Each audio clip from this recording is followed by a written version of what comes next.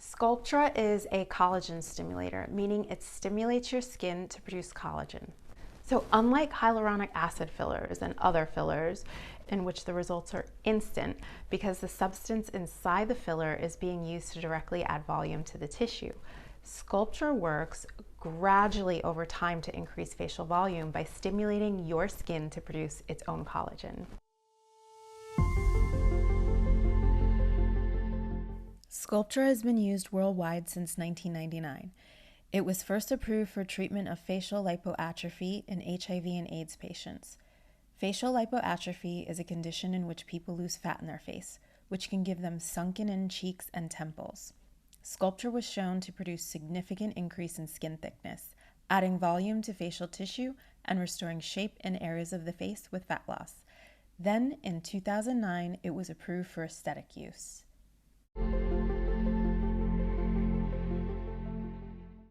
Sculptra contains a synthetic material which contains microparticles of poly-L-lactic acid, a biocompatible, biodegradable substance from the alpha-hydroxy acid family that has been used widely for many years in dissolvable stitches. As the microparticles are absorbed by the skin, they stimulate collagen. A good analogy to think of how it works is, you're adding fertilizer to grass in which you want to grow. With each treatment, we're planting fertilizer, the fertilizer being the Sculptra, which contains the microparticles of poly-L-lactic acid, to grass, the grass being your skin. With each treatment, your skin will grow thicker to the areas in which Sculptra was injected.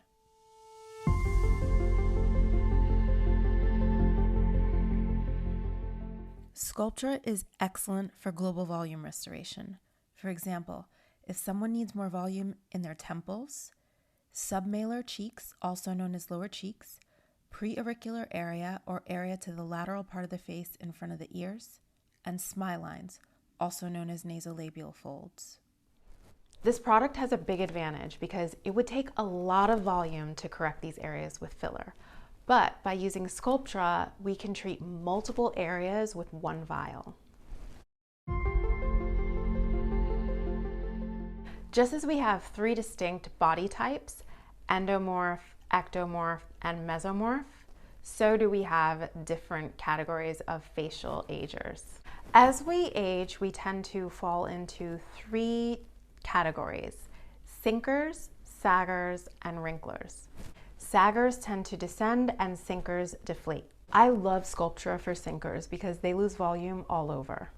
To give you an idea of the different types of agers, let's discuss some celebrities who I feel fall into that category or will fall into that category as they age. Drew Barrymore and Isabel Lucas, both absolutely gorgeous. But let's investigate the differences in density of their skin so we can speculate what type of ager they're going to be. So you can observe that Drew Barrymore has overall thicker, denser skin, and you can't see the underlying skeletal framework as much as you can with Isabel Lucas. When someone's a sagger, their skin remains relatively thick, but because we all lose collagen, elastin, and fat pads, their skin descends and the volume ends up getting heavy to the lower face, which can make them look a little bit jowly. With time, the skin loses support, becomes more lax, less taut, and sometimes it's described as the skin is slipping away from the underlying bony framework. Isabel Lucas has skin density that's overall thinner. You can see her underlying bone structure more, around her temples and right under her cheekbone area. With time, the skin will become more hollow, which can make the face take on more of a hardened appearance. She's a great example of a sinker and an excellent candidate for Sculptra. Also of note, you don't have to fall into these distinct categories of sinker or sagger. You can actually be a combination of both. For example, you can be a sagger to the central part of your face, in the mid-face area, but then a sinker to the lateral part of your face. I love Sculptra for athletes because a lot of athletes are sinkers, especially runners or those doing high-impact cardio. Even more so with those that have angular features, because it can tend to make the face take on a hardened appearance, when too much volume is lost in those that have these types of facial features. Sculptra tends to blend everything together, so it's great to help reduce sharp facial contours in a person who has a hollow or gaunt look. It's great at restoring volume back to their face. When you're a thinker, you might notice the aging process come on a little bit sooner than someone who has, let's say, thicker skin with more fat in their face, which actually brings me to a saying. You know that saying, choose your fanny or your face? The quote was attributed from French actress Catherine Deneuve, who said, after a certain age, you have to choose between your fanny or your face. It means that as we age, being very lean and having a low BMI looks great on our bodies, but it can show on our faces. And the good thing that I love about Sculptra is that I feel like you don't have to choose between your fanny or your face. You can have a really lean body and your face can still look great.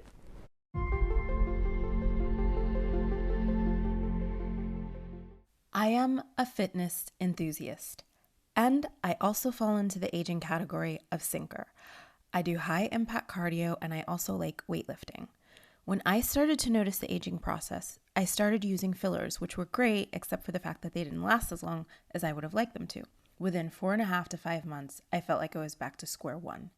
Every time I worked out, I thought to myself, there goes the filler. Now that I no longer use fillers for global volume restoration, I use Sculptra. I can go work out and not have to worry about the filler going away. It truly feels liberating.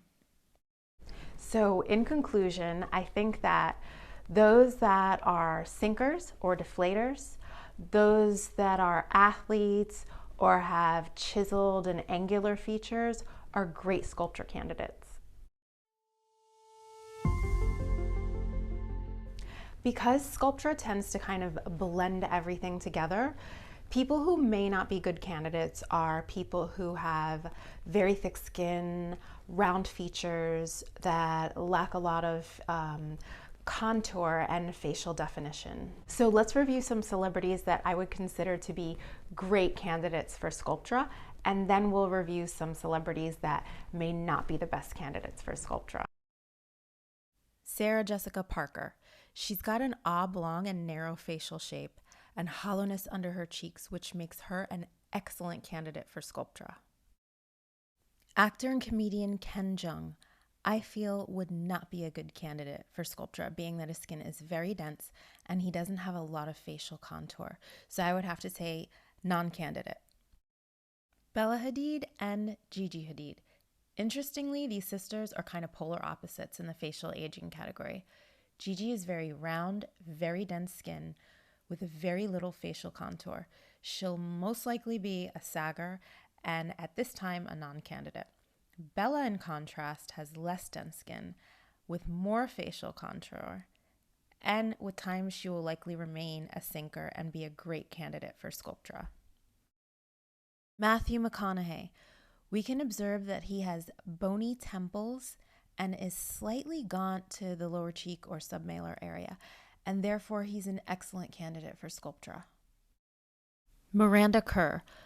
With her very dense skin and very full and round facial shape, I would have to say she will likely fall into the aging category of sagger and likely be a non-candidate for Sculptra. Lisa Bonet is an exceptional Sculptra candidate because she's lost volume to her lateral face, her temples, in front of her ears in that preauricular area, and below in her submalar or lower cheeks. Amy Schumer, because she has very dense skin and she lacks a lot of facial contour, I would have to say she'd probably be a non-candidate for Sculptra at this time. So, if you're interested in enhancing your beauty with non-invasive aesthetics and you like this kind of content, don't forget to subscribe to my channel. And if you're in the LA area and you want Sculptra, don't hesitate to come see me for an appointment.